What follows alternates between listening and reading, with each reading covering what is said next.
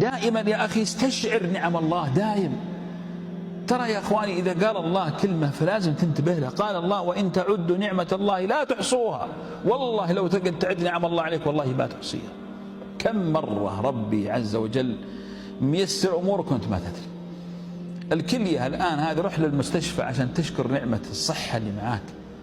كل 3 أيام هو رايح المستشفى يقعد 6 ساعات يدخلون الدم من هنا ويخرجونه من هنا من أجل أن يغسل مرة واحدة، وأنت الله أعطاك كلية تغسل دمك 36 مرة في اليوم. ما حاسبك الله عز وجل عليها ولا أنت تذكرها. اذكرها يا أخي عندما تقوم من النوم الصباح فتجد أن الله أحياك لأنك كنت ميت في الليل.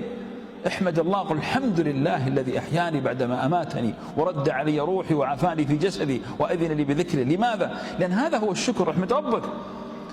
عندما تصبح وحولك أبنائك في أمن وأمان احمد الله، تراك في نعم. يا أخي يكفيك